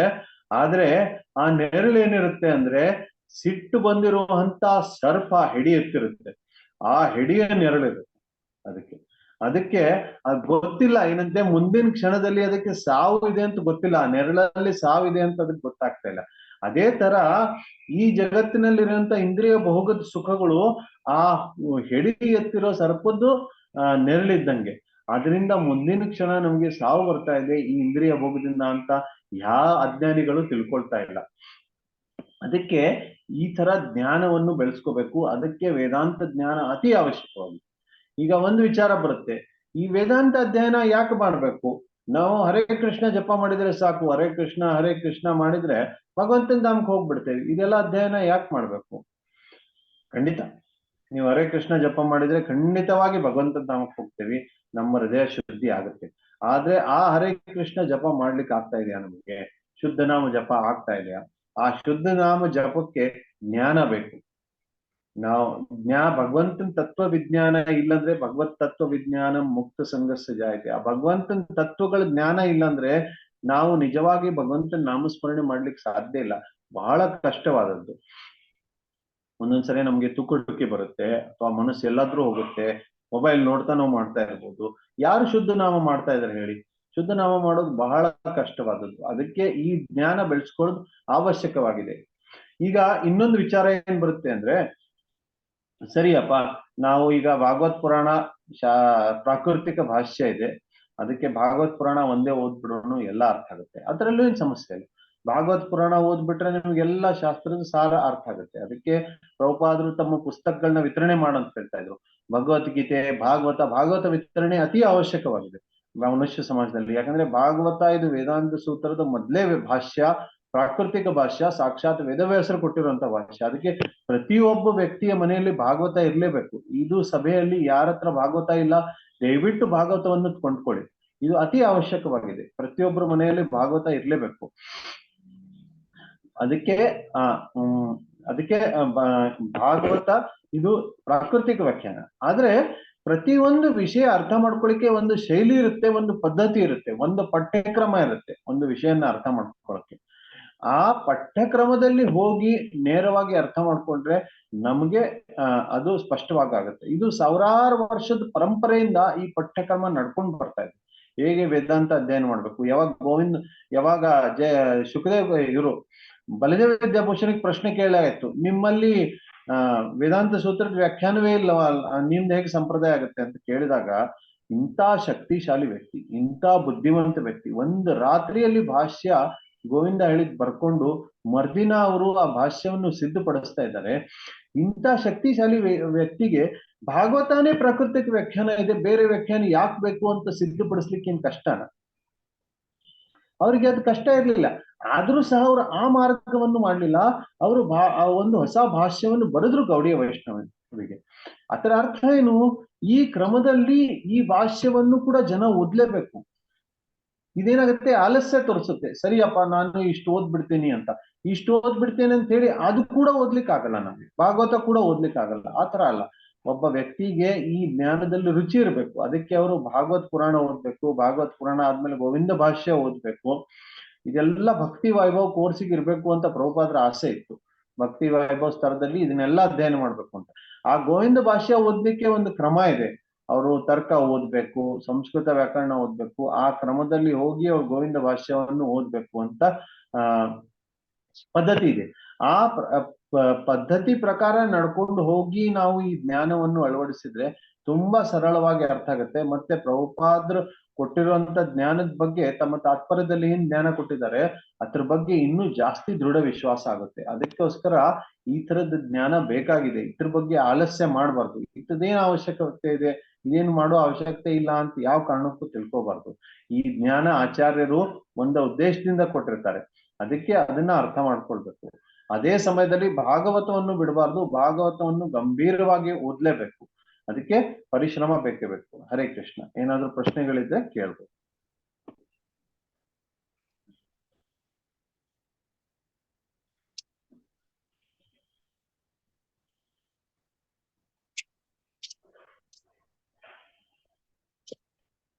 ಹರೇ ಕೃಷ್ಣ. ಇದು ಭಾಷ್ಯ ಅಂತ ಅಂದ್ರೆ ಈಗ ಮಧ್ವ ಅಥವಾ ಶ್ರೀ ವೈಷ್ಣವ ಸಂಪ್ರದಾಯ ಮತ್ತೆ ಈ ಮಾಯವಾದ ಸಂಪ್ರದಾಯ ಅವ್ರದೇ ಆದಂತಹ ಒಂದು ತತ್ವವನ್ನ ಸ್ಥಾಪಿಸೋದಕ್ಕೆ ಅವ್ರು ಕೊಟ್ಟಿರುವಂತ ವ್ಯಾಖ್ಯಾನಗಳ ಅಥವಾ ಬೇರೆ ಏನಾದ್ರು ಅದರಲ್ಲಿ ಮತ್ತೇನು ಭಾಷ್ಯ ಅನ್ನೋದನ್ನ ಸ್ವಲ್ಪ ವಿಸ್ತಾರವಾಗಿ. ಭಾಷ್ಯ ಅಂದ್ರೆ ಸೂತ್ರಗಳು ಬಹಳ ಗೂಢಾರ್ಥವನ್ನು ಇರ್ತವೆ. ಅವು ಎನ್ಕ್ರಿಪ್ಟೆಡ್ ಫಾರ್ಮ್ ಅಂತ ಇವತ್ತು ಹೇಳ್ತಾರೆ. ಎನ್ಕ್ರಿಪ್ಷನ್ ಅಂತ ಇಂಜಿನಿಯರ್ಗಳಿಗೆ ಗೊತ್ತಾಗುತ್ತೆ. ಅದು ನೇರವಾಗಿ ಹೇಳಲ್ಲ, ಅದನ್ನ ಗುಪ್ತ ರೂಪದಲ್ಲಿ ಹೇಳ್ತಾರೆ. ಆ ಸೂತ್ರಗಳ ಗೂಢಾರ್ಥವನ್ನು ತಿಳಿಸ್ಲಿಕ್ಕೆ ಭಾಷ್ಯ ಬೇಕು. ಇದು ವ್ಯಾಕರಣ ಶಾಸ್ತ್ರದಲ್ಲಿಯೂ ಹೌದು, ನ್ಯಾಯಶಾಸ್ತ್ರದಲ್ಲಿಯೂ ಹೌದು, ವೇದಾಂತದಲ್ಲೂ ಹೌದು. ಭಾಷ್ಯಕಾರರು ಯಾರಾದ್ರೂ ಇರಲೇಬೇಕು. ಅದಕ್ಕೆ ವೇದವ್ಯಾಸರು ಸ್ವತಃ ಭಾಷ್ಯ ಬರೆದ್ರಂದ್ರೆ ಏನು, ಅದರ ವಿವರಣೆಯನ್ನು ಮಾಡಿದ್ರು. ವಿಸ್ತಾರವಾಗಿ ಆ ಸೂತ್ರಗಳ ಏನ ಅರ್ಥ ಇದೆ ಅದನ್ನ ವಿಸ್ತಾರವಾಗಿ ವಿವರಣೆ ಮಾಡಿದ್ರು ವೇದವ್ಯಾಸರು. ಮೊದಲೇ ಭಾಷ್ಯವನ್ನು ಬರೆದ್ರು. ಶಂಕರಾಚಾರ್ಯ ಕೂಡ ವಿವರಣೆ ಮಾಡಿದ್ರು. ಆದ್ರೆ ಶಂಕರಾಚಾರ್ಯ ವಿವರಣೆ ಏನಾಗ್ತಾ ಇದೆ ಅಂದ್ರೆ ಸಾಕಾರ ಭಗವಂತನ ಅರ್ಥದಿಂದ ದಾರಿ ತಪ್ಪಿಸ್ತಾ ಇದೆ ಜನರಿಗೆ. ಆ ಶಂಕರಾಚಾರ್ಯ ದಾರಿ ತಪ್ಪಿಸಿದ್ರು, ಅದನ್ನ ಸರಿಪಡಿಸ್ಲಿಕ್ಕೆ ಬೇರೆ ಆಚಾರ್ಯರು ವಿವರಣೆಯನ್ನು ಕೊಟ್ಟಿದ್ದಾರೆ. ಅದಕ್ಕೆ ಶಂಕರಾಚಾರ್ಯ ಕೊಟ್ಟಿರುವಂತಹದ್ದು ಅಪೂರ್ಣವಾದದ್ದು. ಆ ಶಂಕರಾಚಾರ್ಯ ಕೊಟ್ಟಿರುವಂತಹದ್ದು ಅಪೂರ್ಣತೆ ಏನಿದೆ, ಆ ಅಪೂರ್ಣತೆ ಪೂರ್ತಿ ಮಾಡ್ಲಿಕ್ಕೆ ಬೇರೆ ಆಚಾರ್ಯರು ಜ್ಞಾನ ಕೊಟ್ಟಿದ್ದಾರೆ ಹೊರತು ಅವರು ತಮ್ಮ ಮತವನ್ನು ಯಾರು ಇಟ್ಟಿಲ್ಲ. ಇದಕ್ಕೆ ಭಾಷ್ಯ ಅಂತ.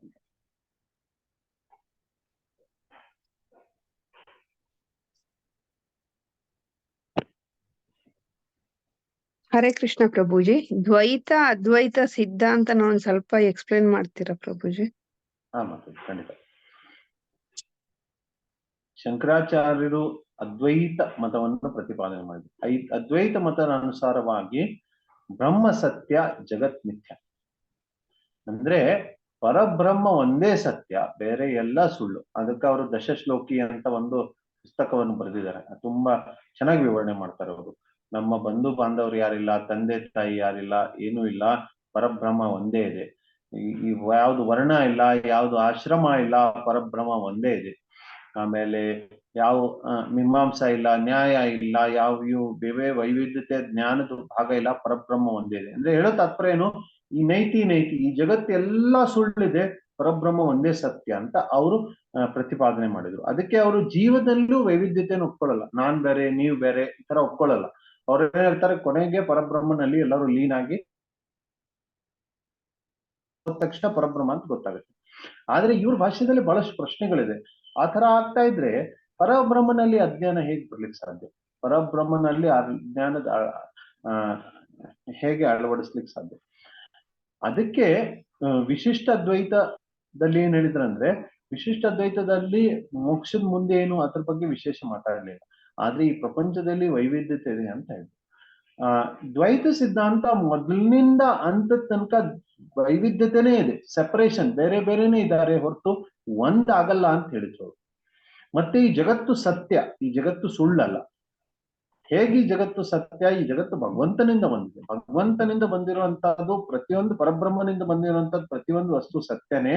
ಅದೇ ತರ ಈ ಜಗತ್ತು ಸತ್ಯ ಅಂತ ಅವ್ರು ಹೇಳಿದ್ರು. ಮತ್ತೆ ಭೇದ ಇದೆ, ಈಶ್ವರ ಜೀವ ಇಬ್ಬರಲ್ಲಿ ಭೇದ ಇದೆ. ಭಗವಂತ ಮತ್ತೆ ಜೀವನಲ್ಲಿ ಭೇದ ಇದೆ. ಎರಡು ಜೀವಗಳಲ್ಲಿ ಭೇದ ಇದೆ. ಜೀವ ಮತ್ತೆ ಜಡ ವಸ್ತುಗಳಲ್ಲಿ ಭೇದ ಇದೆ. ಎರಡು ಜಡ ವಸ್ತುಗಳಲ್ಲೂ ಭೇದ ಇದೆ. ಮತ್ತೆ ಈಶ್ವರ ಜಡ ಇವರಲ್ಲಿ ಭೇದ ಇದೆ. ಈ ಪಂಚಭೇದಗಳು ಅವರು ಒಪ್ಕೊಳ್ತಾರೆ. ಅಂದ್ರೆ ಪ್ರತಿಯೊಂದು ವಸ್ತು ಬೇರೆ ಬೇರೆ ಇದೆ ಹೊರತು ಒಂದು ಏಕತ್ವ ಯಾವ್ದ್ರಲ್ಲಿ ಇಲ್ಲ ಅಂತ. ಇದು ದ್ವೈತ ಸಿದ್ಧಾಂತ. ಅದಕ್ಕೆ ಅದ್ವೈತ ಮತ್ತೆ ದ್ವೈತದಲ್ಲಿ ಇಷ್ಟ ಅಂತ ಇದೆ. ಅಂದ್ರೆ ಅದ್ವೈತ ಅನ್ನೋರು ಬರೀ ನಿರಾಕಾರ ಬ್ರಹ್ಮನ್, ಅಂದ್ರೆ ಬ್ರಹ್ಮನ್ ಸಾಕ್ಷಾತ್ಕಾರದ ಅದೇ ಅಲ್ಟಿಮೇಟ್ ಅಂತ ಅವ್ರು ಹೇಳ್ಬಿಡ್ತಾರೆ. ಅಷ್ಟ್ ಅಲ್ಲಿಂದ ಮುಂದೆ ಅವ್ರು ಹೋಗೋದೇ ಇಲ್ಲ, ಪರಮಾತ್ಮ ಮತ್ತೆ ಭಗವಾನ್ ಸಾಕ್ಷಾತ್ಕಾರಕ್ಕೆ ಹೋಗೋದೇ ಇಲ್ಲ ಅಲ್ವಾ ಪ್ರಭುಜಿ ಅವರು? ನಮ್ಮ ಸ್ತರದಲ್ಲಿ ಅಷ್ಟೇ ಮುಟ್ತಾರೆ. ಆದ್ರೆ ಅಷ್ಟೇ ಮುಟ್ಟಿದ್ರೆ ಸಾಕಾಗ್ತಿತ್ತು. ಸಮಸ್ಯೆ ಏನ್ ಗೊತ್ತಾ, ಅವರು ಸಾಕಾರ ಪರಬ್ರಹ್ಮ ಅಂದ್ರೆ ಪರಮಾತ್ಮ ಭಗವಾನ್ ಇದನ್ನ ಒಪ್ಪಲ್ಲ. ಈ ತರ ಸಾಕಾರ ರೂಪದಲ್ಲಿ ಪೂಜೆ ಮಾಡೋರು ಕಮ್ಮಿ ಬುದ್ಧಿ ಇರುವಂತವ್ರು ಅಂತ ಹೇಳ್ತಾರೆ. ಅಲ್ಲಿ ಸಮಸ್ಯೆ ಆಗುತ್ತೆ. ಸರಿ ಪ್ರಭು. ಎಲ್ಲೋ ಒಂದ್ ಕಡೆ ಅದ್ವೈತ ಸಿದ್ಧಾಂತದಲ್ಲೂ ಸ್ವಲ್ಪ ಸತ್ಯ ಇದೆ ಅಂತ ಅನ್ಸುತ್ತೆ. ಯಾಕಂದ್ರೆ ಈಗ ನೀವ್ ಹೇಳಿದ್ರಿ ದಶಶ್ಲೋಕಿನಲ್ಲಿ ನಾನ್ ಸುಳ್ಳು, ತಂದೆ ತಾಯಿ ಸುಳ್ಳು, ಎಲ್ಲವೂ ನಿತ್ಯ ಅಂತ.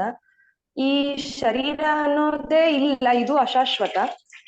ಮತ್ತೆ ಹೀಗಿರ್ಬೇಕಾದ್ರೆ ಇದೆಲ್ಲ ಸುಳ್ಳೇ ಅಲ್ವಾ? ಈಗ ಈ ಜನ್ಮದಲ್ಲಿ ನಮ್ಗೆ ತಂದೆ ತಾಯಿಗಳು ಸಿಕ್ಕಿದ್ದಾರೆ, ಮುಂದಿನ ನಾವೇನ ಯಾವ ಭ್ರಮೆನಲ್ಲಿ ಇರ್ತೀವಿ, ಇವರೇ ನಮ್ ತಂದೆ ತಾಯಿ, ಇವರೇ ನನ್ ಗಂಡ, ಇವರೇ ನಮ್ಮ ಮಕ್ಕಳು ಅಂತ ಇರ್ತೀವಿ. ಸೊ ಇವೆಲ್ಲ ಎಲ್ಲೋ ಒಂದ್ ಕಡೆ ನಿಜ ಅನ್ಸುತ್ತಲ್ಲ, ಈವನ್ ಮಾಯವಾದ ಸಿದ್ಧಾಂತದಲ್ಲೂ ಕೂಡ ಆಗ್ಬೋದಾ? ಅಂದ್ರೆ ಇದೊಂದು ಸತ್ಯ ಈ ರೀತಿ ಅಂದ್ರೆ ಇದು ಅಶಾಶ್ವತ, ಟೆಂಪ್ರರಿ, ಇದು ಜಾಸ್ತಿ ದಿನ ಉಳಿಯಲ್ಲ. ಆದ್ರೆ ಹಾಗಂತೆ ಈಗ ಉದಾಹರಣೆ, ಈಗ ಮಾವಿನ ಹಣ್ಣು ತಿಂತೇವೆ, ಇವಾಗ ಮಾವಿನ ಹಣ್ಣು ಸೀಸನ್ಗೆ ಮಾವಿನ ಹಣ್ಣಿನಲ್ಲಿ ತುಂಬಾ ಒಳ್ಳೆ ರುಚಿ ಇದೆ. ಅವ್ರೇನ್ ಹೇಳ್ತಾರೆ ಇದು ಅಸತ್ಯ ಅಂತ. ಆತರ ಅಸತ್ಯ ಅಲ್ಲ. ಇವತ್ತು ಕೂಡ ಮಾವಿನ ಹಣ್ಣನ್ನ ನಾವು ಶ್ರೀ ರಾಧಾಕೃಷ್ಣನಿಗೆ ಅರ್ಪಣೆ ಮಾಡಿದ್ರೆ, ಭಗವಂತನಿಗೆ ಅರ್ಪಣೆ ಮಾಡಿದ್ರೆ, ಆ ನಿಜವಾದ ಮಾವಿನ ಹಣ್ಣನ್ನೇ ಗ್ರಹಣ ಮಾಡ್ತಾರೆ ಭಗವಂತ. ಅವರು ಭ್ರಮೆಯಿಂದ ಇದು ಸುಳ್ಳು ಅಲ್ಲ, ನಿಜವಾದ ಹಣ್ಣನ್ನೇ ಗ್ರಹಣ ಮಾಡ್ತಾರೆ ಅವರು. ಆದ್ರೆ ಇದು ಅಶಾಶ್ವತ, ಅಂದ್ರೆ ಸ್ವಲ್ಪ ದಿನ ಹಣ್ಣು ಅದೇ ತರ ಬಿಟ್ಟು ಹೋದ್ರೆ ಕೊಳತು ಹೋಗುತ್ತೆ. ಆ ತರ ನಮ್ಮ ಸಂಬಂಧ ಕೂಡ ಅಶಾಶ್ವತ. ಒಂದಿನ ತಂದೆ ತಾಯಿ ಬಿಟ್ಟು ಹೋಗ್ತಾರೆ, ಒಂದಿನ ಮಕ್ಕಳು ಬಿಟ್ಟು ಹೋಗ್ತಾರೆ, ನಾವು ಈ ಪ್ರಪಂಚವನ್ನು ತ್ಯಾಗ ಮಾಡ್ತೇವೆ, ಇದು ಅಶಾಶ್ವತವಾದ್ದು. ಆದ್ರೆ ಹಾಗಂತೆ ಮಿಥ್ಯಾ ಅಂತ ಹೇಳಿಕ್ಕಾಗಲ್ಲ, ಸುಳ್ಳಂತ ಹೇಳಿಕ್ಕಾಗಲ್ಲ. ಸಂಬಂಧಗಳಿದಾವೆ, ಆ ಸಂಬಂಧಗಳನ್ನ ನಾವು ಕೃಷ್ಣ ಭಕ್ತಿಯಲ್ಲಿ ಬಳಸ್ಕೋಬಹುದು. ಆದ್ರೆ ಈ ಕೃಷ್ಣ ಭಕ್ತಿ ಅನ್ನೋದೇನಿದೆಯಲ್ಲ, ಈ ವಿಷಯ ಅವರು ಹಿಡಿದಿರ್ಲಿಲ್ಲ ಅದ್ವೈತದಲ್ಲಿ. ಕೃಷ್ಣ ಭಕ್ತಿ ಹಿಡಿದ್ಮೇಲೆ ಈ ಎಲ್ಲಾ ಪ್ರಪಂಚ ಸತ್ಯ ಅಂತ ಸ್ಪಷ್ಟವಾಗಿ ಗೊತ್ತಾಯ್ತು.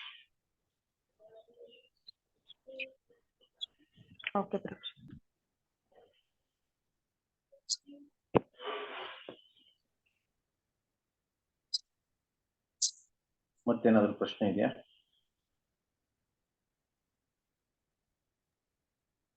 ಹರೇ ಕೃಷ್ಣ ಪ್ರಭು. ಹಾ ಪ್ರಭು. ಪ್ರಭು, ಶಂಕರಾಚಾರ್ಯರು ಮೋಹ ಮುದ್ಗರದಲ್ಲಿ ಕೃಷ್ಣನ ತುಂಬಾ ವರ್ಣನೆ ಮಾಡಿದ್ದಾರೆ, ತುಂಬಾ ಪ್ರಶಂಸೆ ಮಾಡಿದ್ದಾರೆ.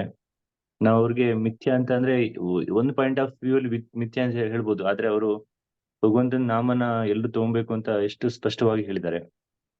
ಕೃಷ್ಣನೇ ಶ್ರೇಷ್ಠ ಅಂತಾನೂ ಹೇಳಿದ್ದಾರೆ ಅದರಲ್ಲಿ. ಸೊ ನಾವು ಯಾಕೆ ಅವ್ರಿಗೆ ವಿರೋಧ ಮಾಡಬೇಕು?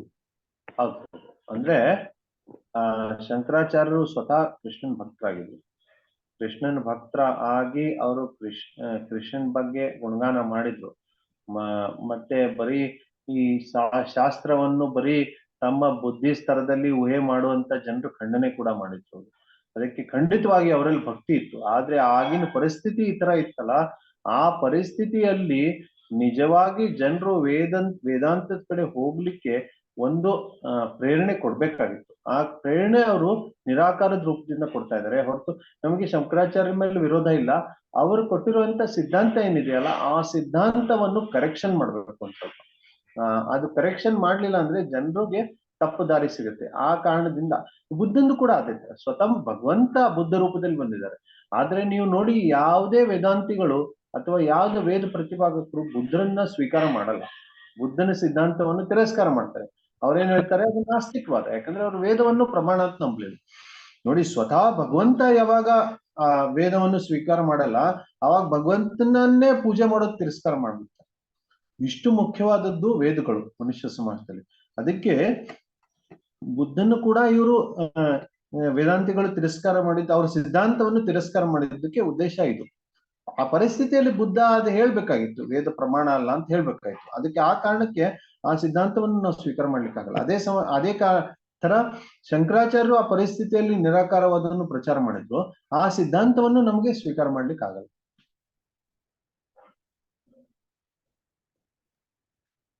ಎಸ್ ಪ್ರಭುಜಿ. ಪ್ರಭುಜಿ, ಇನ್ನೊಂದು ಪ್ರಶ್ನೆ. ಈ ಗೋವಿಂದ ಭಾಷ್ಯ ಇದೆಯಲ್ಲ, ಇದು ಭಾಗವತದಿಂದ ಏನು ಡಿಫ್ರೆಂಟ್ ಇದೆ? ಆಕ್ಚುಲಿ ಯಾವ ತರ ಡಿಫ್ರೆಂಟ್ ಆಗುತ್ತೆ? ಭಾಗವತದಲ್ಲಿ ವೇದವ್ಯಾಸರು ಪ್ರತಿಯೊಂದು ಸೂತ್ರಕ್ಕೆ ಈ ವ್ಯಾಖ್ಯಾನ, ಈ ಸೂತ್ರಕ್ಕೆ ಈ ವ್ಯಾಖ್ಯಾನ ಅಂತ ಕ್ರಮದಲ್ಲಿ ಬರ್ದಿಲ್ಲ. ಅಸ್ಮಿನ್ ಪ್ರತಿ ಶ್ಲೋಕಂ ಅಬದ್ಧವದ್ಯಪಿ ಅಂತ, ಅಂದ್ರೆ ಅವ್ರು ಅಬದ್ಧವಾಗಿ ಬರ್ದಿಲ್ಲ, ಅಂದ್ರೆ ಬರ್ದಿದ್ದಾರೆ. ಅವ್ರಿಗೆ ಬಾಧ್ಯತೆ ಇರಲಿಲ್ಲ ಈ ಕ್ರಮದಲ್ಲಿ ಬರಿಬೇಕು, ಈ ನಿಯಮಗಳನ್ನ ಪಾಲನೆ ಮಾಡ್ಬೇಕು ಅಂತ ಇಲ್ಲ. ಅವರು ಸಾಮಾನ್ಯ ಜನರಿಗೆ ತುಂಬಾ ಈಸಿಯಾಗಿ ಅರ್ಥ ಆಗ್ಲಿ ಅಂತ ಮಿಕ್ಸ್ ಆಗಿ ಬರೆದ್ಬಿಟ್ಟಿದ್ದಾರೆ. ಆದ್ರೆ ಇವತ್ತು ಹೊಸದಾಗಿ ಬಂದಿರುವಂತ ಅದೇ ಶಂಕರಾಚಾರ್ಯ ಹೇಳಿದ್ರು ಏನಂತೆ, ಅದು ಮಿಕ್ಸ್ ಆಗಿ ಬರ್ದಿದೆ, ನಾನು ಕ್ರಮಶಃ ಬರಿತಾ ಇದ್ದೀನಿ, ಒಂದೊಂದು ಸೂತ್ರಕ್ಕೆ ವ್ಯಾಖ್ಯಾನ ಕ್ರಮದಲ್ಲಿ ಬರಿತಾ ಇದ್ದೇನೆ. ಕ್ರಮದಲ್ಲಿ ಬರೆದ್ರೆ ಅಷ್ಟೇ ಸರಿ ಅಲ್ಲ, ಇದನ್ನ ಅರ್ಥ ಮಾಡ್ಕೋಬೇಕು. ಅದನ್ನ ವೇದವ್ಯಾಸರು ಪ್ರತಿಪಾದನೆ ಮಾಡ್ಲಿಕ್ಕೆ ಬೇಕಂತೆ ಕ್ರಮದಲ್ಲಿ ಬರ್ದಿಲ್ಲ, ಒಂದೊಂದು ಸೂತ್ರ ಈ ತರ ಕ್ರಮದಲ್ಲಿ ಬರ್ದಿಲ್ಲ. ಅವರು ಇಡೀ ಭಾಗವತದಲ್ಲಿ ಮಿಕ್ಸ್ ಆಗಿದೆ, ನೀವು ಹುಡ್ಕೋಬೇಕು ಪ್ರತಿಯೊಂದಕ್ಕೆ ವ್ಯಾಖ್ಯಾನ. ಆದ್ರೆ ನಿಮಗೆ ವೇದಾಂತ ಸೂತ್ರ ಅರ್ಥ ಆಗುತ್ತೆ ಭಗವತಾವತಿ. ಅದಕ್ಕೆ ಶಂಕರಾಚಾರ್ಯ ಏನ್ ಹೇಳಿದ್ರು, ಇಲ್ಲ ನಾನ್ ಕ್ರಮದಲ್ಲಿ ಕೊಡ್ತಾ ಇದ್ದೀನಿ. ಸರಿ, ನೀವು ಕ್ರಮದಲ್ಲಿ ಕೊಡ್ತಾ ಇದ್ದೀರಲ್ಲ, ಅದನ್ನ ನಾವು ಕೂಡ ಕ್ರಮದಲ್ಲಿ ಕೊಡ್ತೇವಿ, ಆದ್ರೆ ಕ್ರಮದಲ್ಲಿ ಸರಿಯಾದ ಅರ್ಥ ಕೊಡ್ತೇವೆ ಅನ್ನೋ ಕಾರಣಕ್ಕೆ ಈ ಎಲ್ಲಾ ಆಚಾರ್ಯರು ಕೊಟ್ರು. ಅದರಲ್ಲಿ ಗೋವಿಂದ ಭಾಷ್ಯ ಕೂಡ ಒಂದು, ಅದು ಸೂತ್ರಗಳ ಕ್ರಮದಲ್ಲಿ. ಎಸ್ ಪ್ರಭುಜಿ, ಧನ್ಯವಾದ.